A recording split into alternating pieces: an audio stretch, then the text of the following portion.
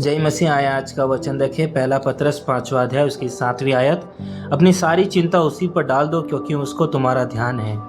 हाँ मेरे प्रियो, हमारे जीवन में ऐसा होता है, ऐसे समय आते हैं हमारे जीवन में कि हम चिंताओं में और दुख में होते हैं, पीड़ा में होते हैं। हमारे जीवन में तकलीफ़ें और समस्याएं ऐसे खड़ी हो जाती हैं जिनमें हम अपने आप को संभाल नहीं पाते।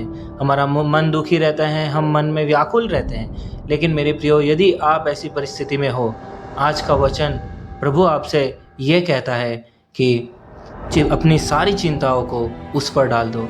वो ये चाहता है कि हम अपनी चिंताओं को उसके ऊपर डाल दें।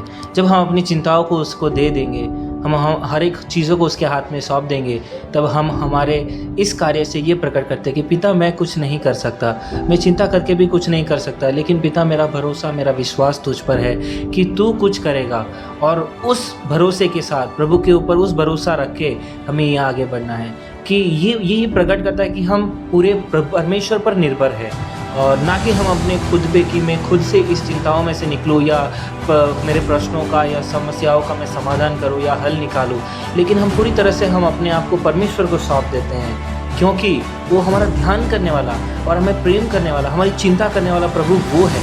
हमें चिंता करने की ज़रूरत नहीं, वो हमारी ज़रूरतों को जानता है। हम किस चीज़ से गुजर रहे हैं उस बात को वो जानता है, क्योंकि वो हमारा प्रेमी खुदा, दयालु खुदा, जो हमें बहुत प्रेम करता है, जो हमारा ध्यान करता है, हमें उस परेशानियों में, चिंताओं में, बोझों में, तकलीफ़ों में अकेला नहीं छोड़ेगा। उसमें से वो हमें निकालेगा। उस पर भरोसा रखे, अपनी चिंताओं को उस पर डाल दे, क्योंकि उसे हमारा ध्यान है। प्रभु आपको इस वचन के द्वारा आशीष करे। आमीन।